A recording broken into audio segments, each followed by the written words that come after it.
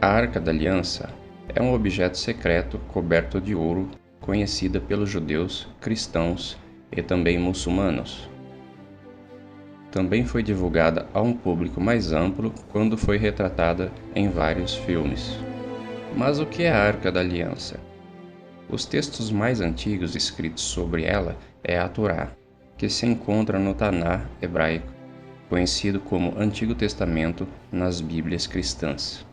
A Bíblia nos fala sobre um Deus supremo que afirmou ser o Criador do planeta Terra.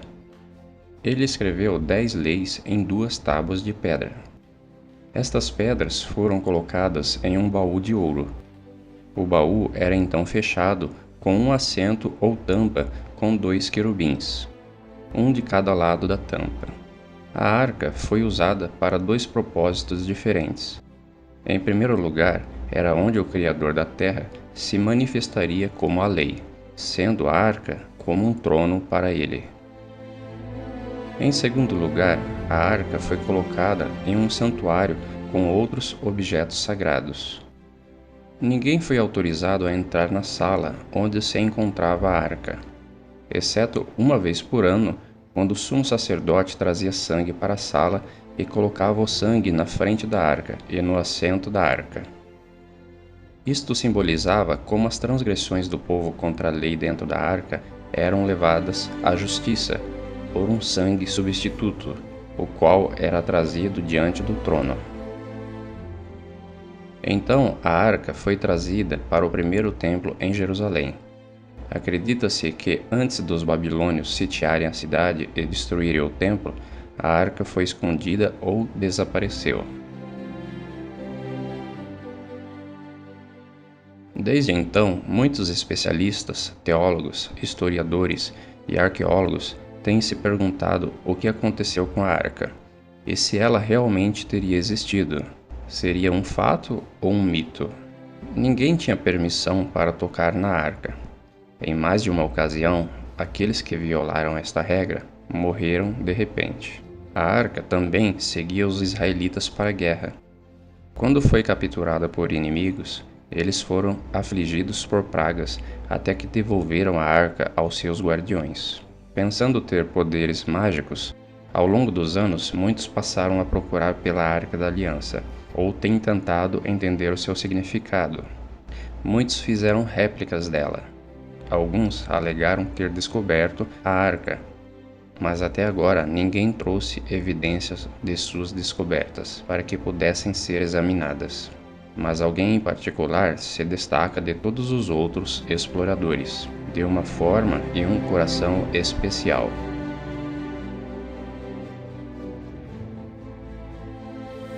Por muito tempo, o desaparecimento da arca tem sido um mistério. Todas as fontes que mencionam seu esconderijo foram escritas muito tempo depois do seu desaparecimento, e claramente baseadas em lendas ou mesmo suposições.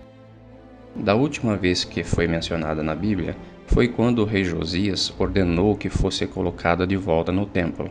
Mas também sabemos que a Babilônia conquistou Jerusalém nos dias dos filhos do rei Josias, cerca de 35 anos depois. Algo interessante sobre isto é que não há menção da arca, apesar de outros objetos que foram levados para a Babilônia serem mencionados.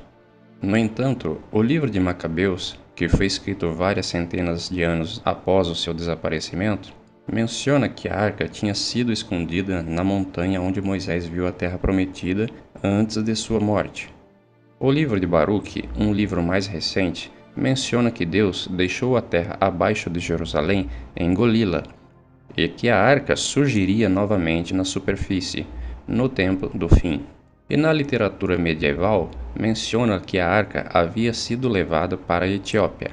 Algumas especulações do século XX incluem lugares como o Egito e até a Irlanda. Mas o que é a arca? E onde ela pode realmente estar? A principal função da Arca da Aliança era ser a sede governamental de Deus em seu templo terrestre. A arca tinha muitas funções fora do santuário, e não estava limitada a ritos de sacrifícios. Tanto dentro como fora do sistema do santuário, A arca era usada para defender o direito de Deus como juiz e único Deus verdadeiro e rei de toda a terra. Este direito estava escrito na lei dentro da arca, que estipulava que ele é o Criador e que, portanto, a terra pertencia a ele. O Deus da Bíblia disse: "A arca do Senhor, o Senhor de toda a terra." Josué capítulo 3, versículo 13. Porque toda a terra é minha. Êxodo capítulo 19, verso 5. Porque o Senhor Altíssimo é terrível. Ele é o grande rei sobre toda a terra. Salmos capítulo 47, verso 2. É por isso que a arca lidera a guerra contra a cidade de Jericó.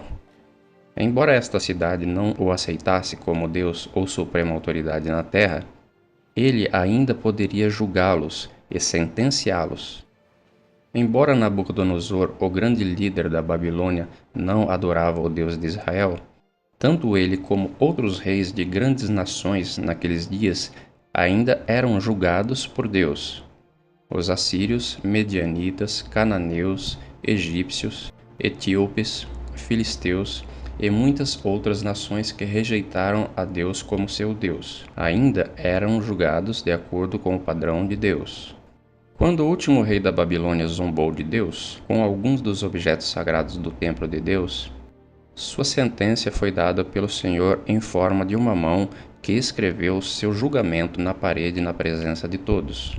Deus mostra que não importa a que religião ou grupo étnico que você pertença, você será julgado de acordo com o padrão do Criador, e não por sua própria norma moral ou padrão moral da sua cultura específica. Uma das funções da arca era ir diante do povo de Deus no deserto, levando-os ao seu lugar de descanso. Ela estava presente quando houve uma disputa sobre a autoridade dos escolhidos de Deus, e isso tinha que ser resolvido. A arca foi adiante deles no rio Jordão, e assim o rio se abriu milagrosamente para o povo, permitindo-lhes passar o rio para outra margem. Participou da confirmação da aliança entre Deus e Israel no Monte Ebal. O mesmo quando Israel falhou com Deus e foi conquistado pelo inimigo e a arca foi tirada deles. Deus usou a arca para julgar os filisteus e humilhar seus deuses, para que fossem forçados a devolvê-la. Nesta situação, Deus usou a arca como um símbolo de seu reinado. Mesmo quando Deus não protegeu seu povo apóstata, ele protegeu a arca, pois representava sua autoridade. Isso deixou claro que nenhum homem precisava protegê-la, e que o próprio Deus iria mantê-la a salvo de tudo por si mesmo. Isto também elimina a possibilidade de que a arca tenha sido destruída. A arca tem sido o trono de Deus na terra, e a Bíblia diz que seu trono, ó Deus, é para sempre. Enquanto Jeremias tinha acabado de testemunhar Jerusalém e o templo sendo destruídos, ele tinha algo totalmente diferente a dizer sobre o trono de Deus. Tu, Senhor, permaneces eternamente, e o seu trono subsiste de geração em geração. Então, o que realmente aconteceu com a arca? Deus disse a Jeremias que a cidade e o templo seriam destruídos. Ele estava preparado junto com muitos outros, e o mais natural a fazer era esconder o objeto mais sagrado, a Arca da Aliança. Uma palavra profética para o tempo do fim na Bíblia pode nos dar uma pista de onde a arca surgiria. E muitas nações virão e dirão: Vamos subir para o monte do Senhor, porque de Sião sairá a lei, e de Jerusalém a palavra do Senhor. No século XIX, a arqueologia teve seu início quando vários estudiosos foram fazer pesquisas em ruínas encontradas no Oriente Médio. Desde tumbas e templos no Egito, há registros históricos e cidades bíblicas na Mesopotâmia e na Palestina, a Bíblia mostrou ser um livro preciso historicamente, comprovando cidades e nações antigas mencionadas ali. Escritos antigos de outras nações confirmavam as escrituras. Até então, a cidade de Babilônia era uma lenda, até que suas ruínas foram redescobertas. Mas Jerusalém era habitada desde o desaparecimento da arca. Muitas pessoas haviam construído novos edifícios em cima de edifícios antigos, e a velha cidade se converteu em camadas de história, uma sobre a outra.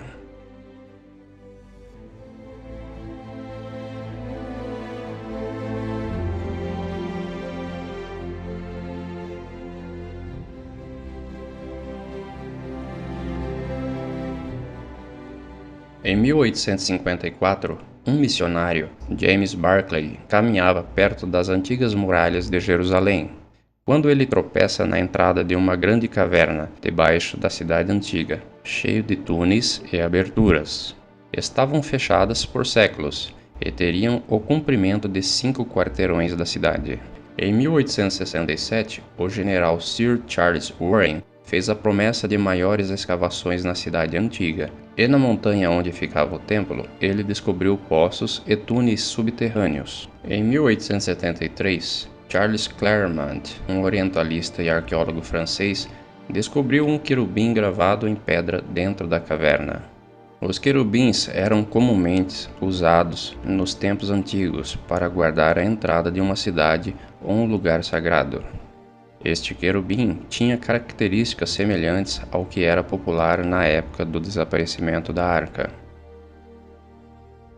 Em 1882, o general Gordon, um alto e respeitado oficial, viajou para o Oriente Médio, e enquanto olhava ao redor de Jerusalém, ele ficou convencido de que o lugar tradicionalmente chamado Gólgota não poderia ser o local verdadeiro. A seção norte do Monte do Templo que foi cortada parecia se encaixar muito melhor com a descrição bíblica e com o desenho da cidade antiga. Ele, então, começou escavações lá, mas ele teria que partir para ajudar em um conflito no Sudão, onde morreu não sendo capaz de terminar seu trabalho. Porém, ele teve tempo de escrever uma carta a um amigo contendo uma declaração chocante. Aconteceu algo que ele não explicou. A montanha do norte, que Gordon identificou como a Montanha do Crânio, também era a localização da caverna de Jeremias, onde ele escreveu o livro das Lamentações, o mesmo livro onde Jeremias havia mencionado: "O trono de Deus permanece." Gordon disse: "A Arca da Aliança está lá." Ele também mencionou que outros móveis do templo também poderiam ser encontrados lá. Uma declaração muito estranha, pois ele nunca conseguiu terminar sua escavação. Então, como ele sabia disso?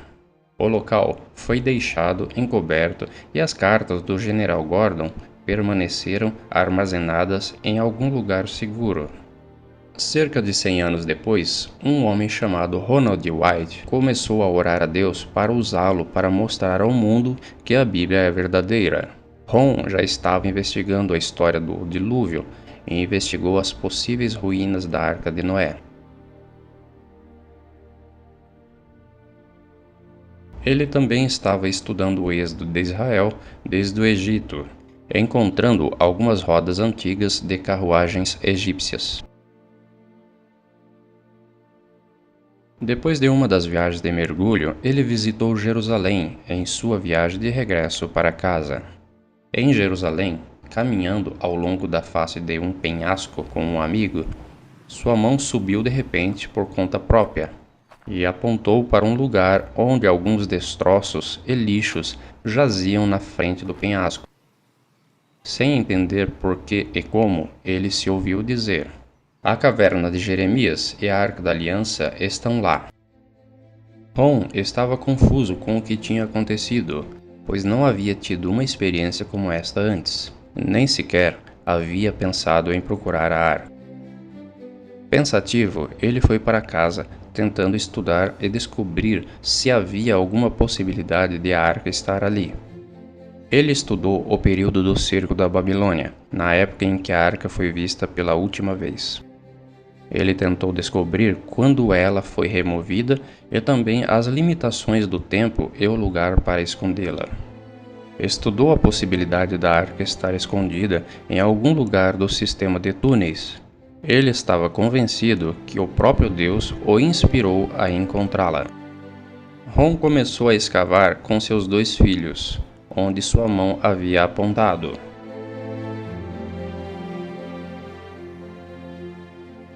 No entanto, eles logo descobriram que uma grande rocha da montanha dificultava a escavação abaixo. Em vez disso, eles começaram a escavar alguns metros para a direita.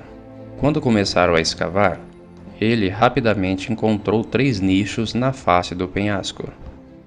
Ron pensou que talvez eles pudessem ser nichos que poderiam conter sinais do período romano. Afinal, o Gólgota ficava perto da estrada principal no 1º século da Era Comum, e poderia ser o local onde Yeshua, Jesus, foi morto. A conhecida citação de Quintilianos explica: sempre que crucificamos criminosos, escolhemos rodovias muito movimentadas para que muitos vejam. Assim, sejam movidos pelo medo, pois toda punição não é uma vingança, mas um exemplo. A localização do Gólgota, onde a igreja bizantina foi construída, não estava na estrada principal, mas este lugar, sim. Esses nichos poderiam ter sido usados para colocar placas que revelassem às pessoas os crimes que os criminosos haviam cometido. Ele começou a pensar que este lado do monte poderia ter sido o lugar onde as pessoas foram crucificadas. Ron continuou escavando para baixo, mas o terreno embaixo estava muito frágil. Por isso, eles voltaram ao local original na esperança de que eles pudessem cavar ao redor da grande rocha. Desta vez, eles descobriram que poderiam escavar entre o penhasco e a rocha. O penhasco quase formava um teto à medida que eles escavavam para baixo. Enquanto cavavam para baixo, ele rapidamente encontrou o que parecia ser uma corda no penhasco. Ele estava prestes a descobrir para que aquela corda teria sido usada. 38 pés abaixo do solo, eles encontraram o que parecia ser uma estrutura semelhante a uma cisterna. Era redonda, com escadas na parte inferior. Ron se perguntou se esta estrutura poderia ter sido usada para armazenar grãos e se posteriormente foi usada como cisterna. Com um cinzel, abriu a superfície e encontrou um grande número de pedaços de cerâmicas entre a sujeira e os detritos usados como enchimento para formar a cisterna. Quando ele mostrou estas peças de cerâmica às autoridades de antiguidades, ao examiná-las, eles informaram que algumas delas eram do período jebuseu. Os exemplares datados como mais recentes eram do período romano. Ele continuou ao longo da face do penhasco, abaixo de onde ele havia encontrado os nichos. Por causa das cerâmicas e moedas que encontraram, eles entenderam que estavam sobre o nível do período romano. Enquanto cavavam, ele encontrou muitos ossos de dedos que confirmaram suas suspeitas de que este lugar já foi um lugar de execuções. Além de crucificação, apedrejamento também era realizado durante a era judaico-romana. Fora da cisterna que Ron descobriu, ele encontrou outra circular no lado oposto. Apenas uma base da estrutura circular parecia estar intacta. Ao estudar a estrutura, ele encontrou uma seção bem preservada, com uma parede e uma pedra saliente que se encontrava horizontalmente fora da parede na face do penhasco.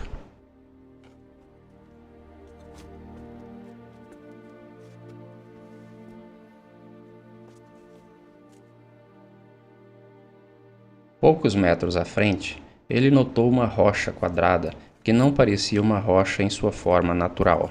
Ele, cuidadosamente, a pegou e encontrou um buraco quadrado embaixo. Poderia ter sido um buraco para a cruz? Ao examinar este orifício e limpar a sujeira ao redor, ele descobriu que havia uma grande rachadura estendendo-se para fora dele. Parecia que o buraco tinha sido feito na superfície da base da Terra de frente. Em um nível inferior, ele encontrou outros orifícios para cruzes, mas ele não conseguia parar de pensar que aquele buraco na plataforma com a rachadura poderia ter sido o buraco que segurou a cruz do Messias. Ele se lembrou da escritura que dizia que um terremoto sacudiu a montanha quando o Messias morreu. Poderia esta rachadura indicar o buraco que segurava a cruz? O buraco se estendia cerca de 23 polegadas no solo, enquanto a rachadura parecia se estender muito mais abaixo. Não é algo improvável pensar que se poderia ter conhecimento do lugar onde o Messias foi crucificado, e que, sabendo que ele tinha muitos seguidores que gostariam de transformar o local em um memorial, preferiu-se mantê-lo em segredo. O Gólgota, usado pelas igrejas católicas e ortodoxas, foi construído por Constantino o Grande cerca de 325 ou 326 era comum, nas ruínas de um antigo templo pagão. Isto aconteceu muitos anos depois que o Messias foi crucificado. Mas estas ruínas que Rom descobriu eram romanas e poderiam ser de épocas mais próximas à da crucificação. Depois do ano 70 era comum, muitos judeus deixaram Jerusalém e outros foram mortos. A cidade foi reduzida a um acampamento romano.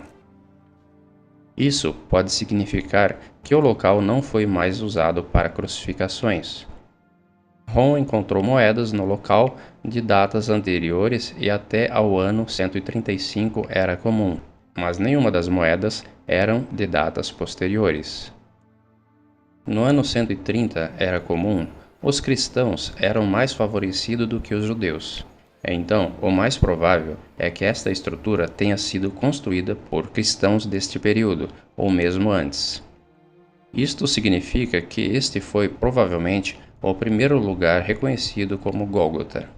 O Gólgota da Igreja Bizantina, que foi construído cerca de 200 anos depois, foi construído quando o conhecimento sobre estes lugares de alguma forma se perderam. Quanto mais perto chegamos do período da crucificação, maior a probabilidade de que eles conhecessem os detalhes do que tinha acontecido. O fato de que as moedas encontradas por Rom pertencerem ao ano 135 era comum, indica que quem construiu e usou essa estrutura antiga aparentemente a abandonou e deixou a região. O fato de que as fundações ainda estejam intactas pode indicar que não sofreu destruição nas mãos dos invasores, mas provavelmente caiu em desuso e decadência. Com o tempo, acabou ficando encoberto de sujeira e escombros. Seja qual for o caso, a evidência mostrou que a estrutura pode ter sido construída muito antes da Igreja do Santo Sepulcro. Rom e seus 2 filhos trabalharam aqui durante um período de quase 2 anos.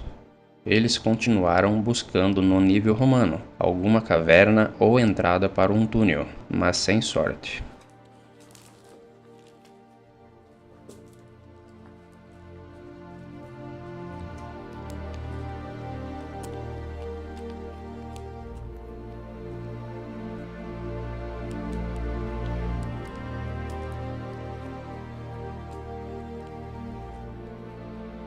Rom teve a ideia de fazer uma fenda na parede do penhasco.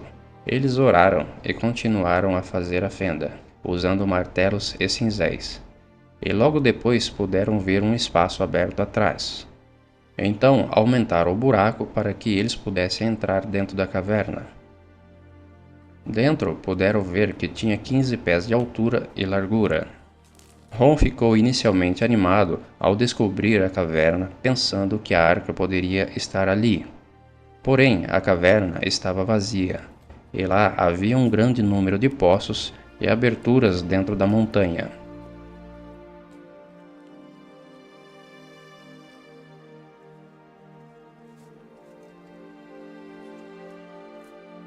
Rom continuou procurando em cada caverna e em cada abertura que puderam encontrar dentro do sistema colossal de cavernas.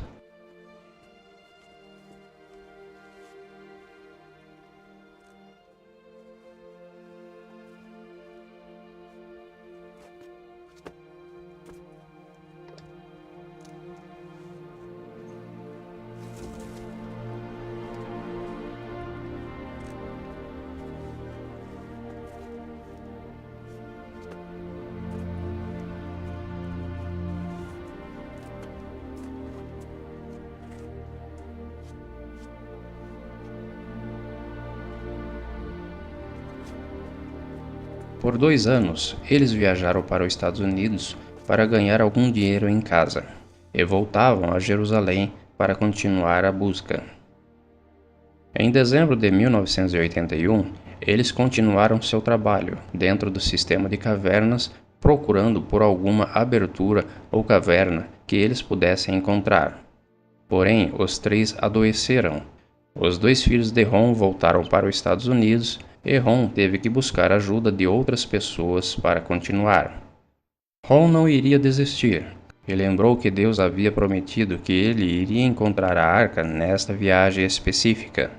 Mas ele já tinha usado todo o seu dinheiro e estava doente, e o trabalho era muito difícil e exaustivo.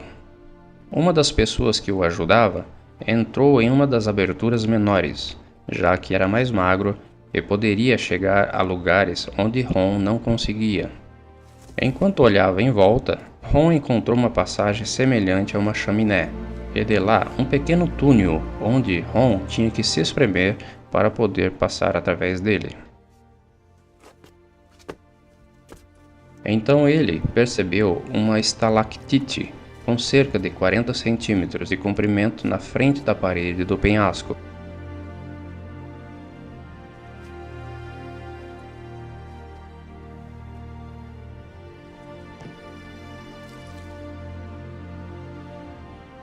Atrás dele havia um buraco, e Ron tentou ver algo através dele, mas sem êxito.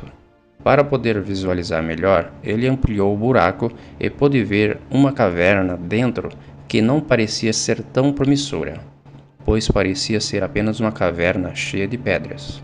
Mas ele estava determinado a olhar em todos os lugares. Ele, então, alargou o buraco o suficiente para seu ajudante entrar. Porém, seu ajudante saiu rapidamente com um olhar de espanto em seu rosto, gritando: "O que tem ali? O que tem ali? Eu não vou entrar novamente ali." Então saiu do sistema de cavernas rapidamente. Então Ron percebeu que poderia haver algo lá e alargou o buraco o suficiente para ele passar. Agora era 6 de janeiro de 1982. Havia um espaço de cerca de 18 polegadas entre as pedras e o teto.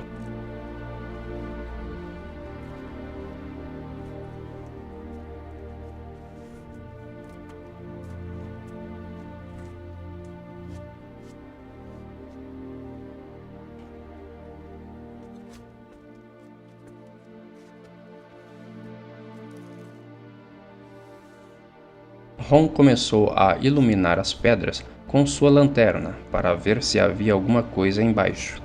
Ele viu algumas tábuas de madeira já decompostas, e debaixo das madeiras algumas peles de animais que se tornavam em pó apenas ao tocá-las. Então ele viu algo que brilhava, algo que era dourado, que brilhava. A princípio ele pensou que poderia ser a Arca da Aliança, mas quando ele removeu a pele do animal, ele viu uma mesa de ouro com uma moldura em relevo ao redor, na qual tinha um padrão alternado de sino e romã.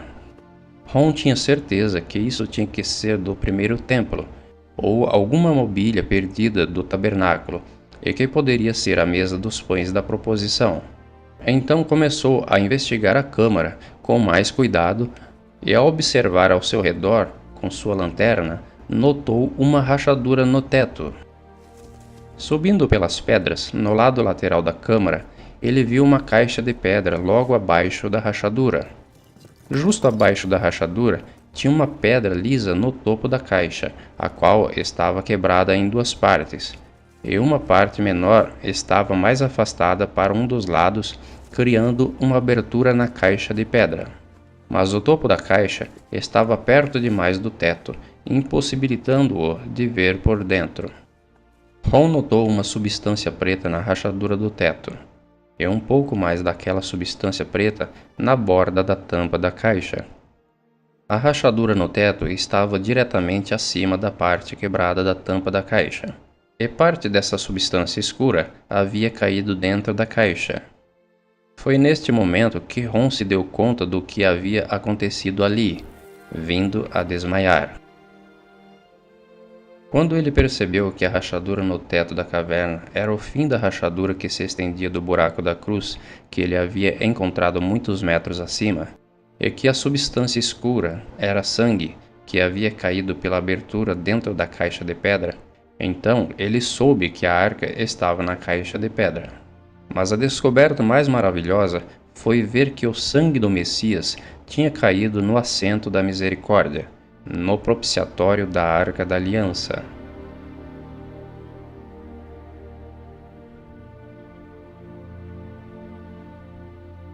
Ron ficou desmaiado por algum tempo. Mais tarde, ele voltou para a caverna e confirmou que realmente era a Arca da Aliança. Ele informou ao governo israelense sobre a descoberta, mas lhe foi dito que se mantivesse em silêncio. Porém, Ron não conseguiu ficar quieto por muito tempo. Ele visitou a câmara várias vezes e relatou que vários objetos estavam lá, além da Arca da Aliança na caixa de pedra. O castiçal de 7 ramos com suas lâmpadas do santuário original, o altar de ouro de incenso, a mesa dos pães da proposição, um incensário dourado, um éfode, uma mitra com uma romã de marfim sobre uma ponta, um peso de ciclo de bronze, lâmpadas de azeite, um anel de bronze e uma espada muito grande. Na parte de trás da arca havia um pequeno cubículo aberto, que ainda continha o livro da lei. Talvez aquele que o próprio Moisés escreveu. Pelo que Ron entendeu, o livro de Gênesis não estava ali. Ron ficou surpreso ao ver que esses pergaminhos escritos em peles de animais ainda estavam em perfeitas condições. Ele então começou a pensar como que a arca foi levada para esta câmara. Não poderia ser por onde ele entrou, pois ele cortou a pedra para entrar. Removendo algumas pedras, ele encontrou uma entrada maior, indo para o sul, em direção à caverna de Zedequias, no outro lado da estrada, onde as figuras de querubins foram encontradas. Este túnel, no entanto, estava bloqueado com muitas pedras grandes. E Ron não tinha como removê-las para fora do túnel por onde ele entrou. Ron foi até um laboratório em Israel para analisar os resíduos de sangue que havia encontrado na rachadura e no propiciatório da arca. O resultado das análises o surpreenderam mais do que o esperavam. Em primeiro lugar, nesta análise, eu levei o sangue para um laboratório em Israel. Perguntei a uma das pessoas com quem trabalho onde havia um bom laboratório, cujo trabalho é confiável. Eles disseram, tal e tal. Eu o levei lá. Eu disse, por favor, examine este sangue e me diga o que você pode me dizer sobre ele. Nós vamos reconstituí-lo, vamos colocá-lo em uma solução salina, normal e mantê-lo a temperatura corporal por 72 horas com um movimento suave. Esse é o seu negócio, eu disse. Eu quero estar presente quando você examiná-lo. Eles disseram, tudo bem. Então eu estava de volta e eles verificaram. E agora, digo, o que eles disseram? É sangue humano. É isso que podemos dizer. Eles fizeram todos os testes que precisaram fazer. Então eu disse, pegue um pouco dos glóbulos brancos e coloca-os em um meio de crescimento e mantenha-os na temperatura corporal por 48 horas. Eles disseram, isso não vai adiantar, porque é sangue morto. Eu disse, você faria isso por mim? Eles disseram, ok, vamos fazer isso. De qualquer maneira, eu disse que queria estar presente quando eles tirassem a amostra para examiná-la. Regressei ao local quando eles pegaram a amostra para examiná-la sob um microscópio, e um dos técnicos chamou o outro ali. Então chamaram o chefe lá, e eles estavam falando em hebraico por um tempo, cerca de 1 minuto, e eles olharam para mim e disseram, Sr. White, esse sangue humano tem apenas 24 cromossomos nele. Cada pessoa tem 46, isto é, 23 cromossomos de sua mãe e 23 de seu pai, 22 autossoma ou mais de sua mãe e 22 autossomas ou mais de seu pai. Você recebe um X de sua mãe e você pode obter um X ou Y de seu pai. Este sangue tem 23 cromossomos maternos e um cromossomo Y apenas. Você vê, uma criança não poderia ter se desenvolvido se não tivesse autossomos de sua mãe. Então, todas as suas características físicas foram determinadas pelo lado da família de sua mãe. Seus autossomas, seu sexo masculino, foi determinado por esse Y, que veio de uma fonte, mas não de um homem humano. Então eles disseram, este sangue está vivo. Aí eles disseram, de quem é esse sangue? Eu disse,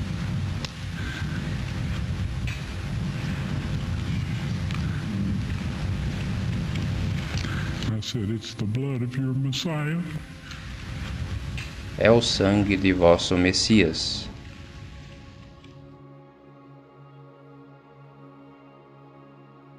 Quando o sangue foi para o propiciatório, foi provado que havia pecado contra esta mesma lei, pela qual o Messias foi punido.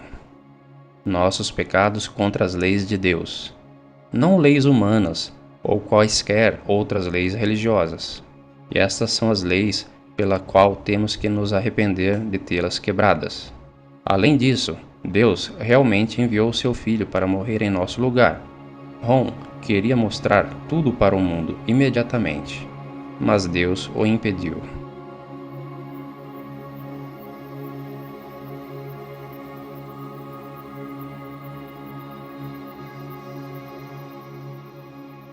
Em sua quarta visita, a câmara e o túnel foram limpos, e os móveis dispostos em sua ordem. Ron imediatamente sentiu a presença de anjos na sala, e viu 4 anjos, 2 de pé, um em cada lado da arca. Eles disseram que haviam sido designados para proteger a arca. E então disseram a Ron para colocar sua câmera em um tripé e gravar.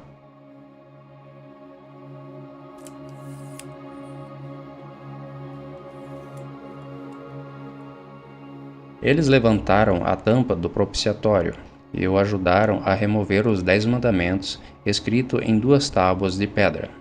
Ron então os segurou, mostrando-os para a câmera. Eles então contaram a Ron quando Deus teria planejado mostrar isso ao mundo, no tempo apontado por Deus, quando a lei dominical entrar em vigor. Pouco tempo depois disso, estas tábuas serão mostradas ao mundo.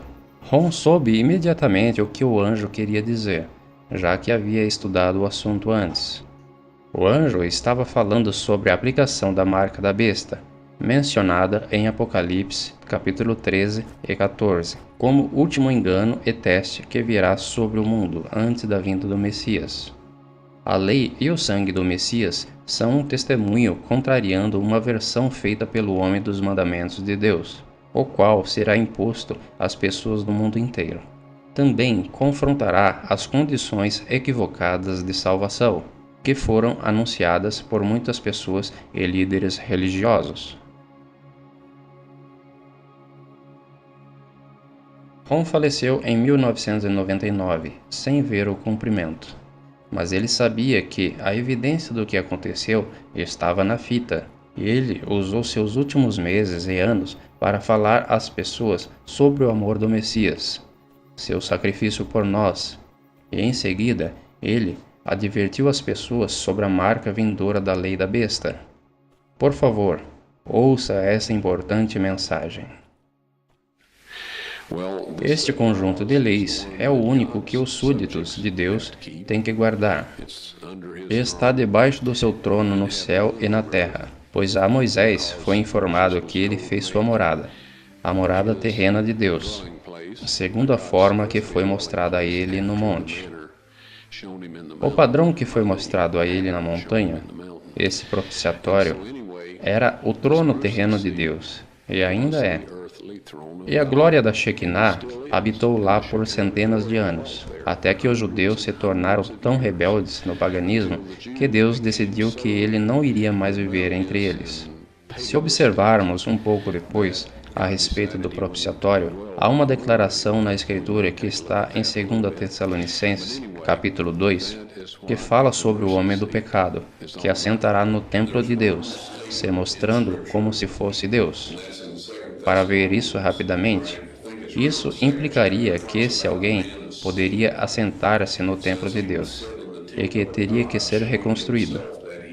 Mas há alguém lá agora. No planeta Terra, neste momento, há um indivíduo, e ele e seus antecessores nesta posição mudaram a lei de Deus. Eles eliminaram o segundo mandamento, que diz que você não deve fazer imagem de qualquer semelhança do que está acima no céu, nem embaixo na terra, nem a servirás. Isso, de alguma forma, interferiria na maneira como eles queriam fazer as coisas. Assim que eliminaram isto, eles dividiram o 10º mandamento em 2, de modo que até mesmo o número de mandamentos fosse em 10. Sim, a tábua de pedra foi encontrada na Arca da Aliança. Eu pessoalmente as peguei, com a ajuda de 4 anjos, que levantaram um propiciatório que estimo que pesava cerca de 900 libras de ouro maciço. E um desses anjos me disse para tirar as tábuas de pedra para fora. Ele me disse que todos vissem essas tábuas. Assim que as peguei, coloquei de volta e fiquei tipo congelado no lugar. Bom, eu não consigo descrever o estado físico ou mental em que eu estava. Se eu não tivesse alguma evidência física para provar isso, eu teria pensado que teria sido um sonho ou algo parecido. Mas agora, as evidências estão prontas para serem mostradas.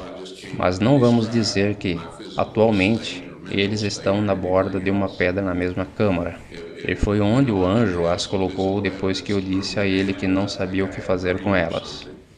Foi-me dito que estas tábuas seriam apresentadas com a evidência do sangue, quando a lei da marca da besta, quando a lei dominical se tornar obrigatória.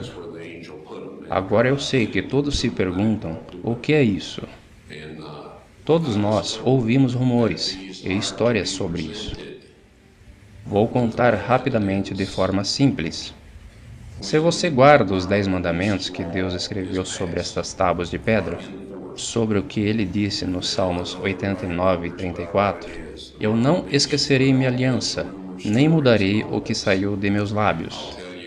Ele falou dos 10 mandamentos, desde a montanha.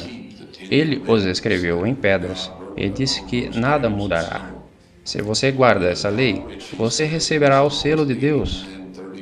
Em breve haverá um conjunto de leis feitas por homens com as melhores intenções, cercado por uma série de elogios célebres e petições sepulcrais. Isso é todo tipo de história e tudo isso instigado pelo diabo, para fazer você crer que isso é a melhor coisa que poderia acontecer à raça humana, de tal forma que você desejará seguir essas leis voluntariamente. Esta lei feita pelo homem exigirá que você quebre os 10 mandamentos de Deus. O Messias disse aos fariseus que em vão vocês adoram a Deus, ensinando doutrinas e mandamentos de homens. Se você guarda estas leis humanas e quebra os 10 mandamentos de Deus, você receberá a marca da besta. Ninguém tem a marca da besta neste momento. Você só poderá tê-la depois que essas leis forem obrigatórias. Agora, é tão difícil quando uma quantidade de leis feitas por homens são aprovadas e os forçam a obedecer, onde requerirão que os 10 mandamentos de Deus sejam quebrados. A pena por não guardar estas leis humanas é que você não será capaz de comprar ou vender. Esta é a marca da besta. Diremos, amigos, guarde esta lei e receberão o selo de Deus. Guardem as leis feitas pelos homens, obrigando a quebrar a lei de Deus, e teremos a marca da besta. Pode parecer algo simples. Eu sei que há pessoas que dizem que a marca da besta é um chip de computador e todos os tipos de histórias. Esta é a guarda das leis dos homens, em vez das leis de Deus. Como o Messias disse aos seus discípulos, quando ele falou dos líderes judeus em seus dias, porque em vão adoram a Deus, ensinando doutrinas e mandamentos de homens. Deus não aceitou a oferta de frutas e vegetais de Caim, Ele não aceitará quaisquer substitutos por nossa lealdade a Ele, mantendo seus 10 mandamentos. E chegará o momento em que você não será capaz de comprar ou vender. Deus disse: Não esquecerei meu pacto, nem mudarei o que saiu dos meus lábios. Isso significa os 10 mandamentos, que é a aliança. Ele não mudará o que falou no topo da montanha, que está registrado no 20º capítulo de Êxodo. Ele não vai mudar isso. Quando eu vi as tábuas de pedra e vi o que diziam, elas diziam exatamente a mesma coisa que o texto hebraico original do livro de Êxodo. Exatamente. E isso não vai mudar. Agora, a Bíblia nos avisa que Satanás virá com milagres e enganos. Como podemos dizer que Satanás faz milagres? Porque ele é um ser sobrenatural, e todos os anjos caídos são seres sobrenaturais. Eles podem fazer coisas que são milagrosas aos nossos olhos. Como podemos saber que é de Deus e que não é? Se eles disserem que os mandamentos de Deus são válidos e que quebrar esses mandamentos é um pecado, então eles são de Deus. Se eles disserem qualquer outra coisa além disso, eles não são de Deus, e não temos que escutá-los, apesar de qualquer tipo de milagres que eles façam. As tábuas de pedra serão exibidas após a lei dominical nacional, quando for obrigatória. Estas foram as palavras exatas do anjo, tal como eu as recordo.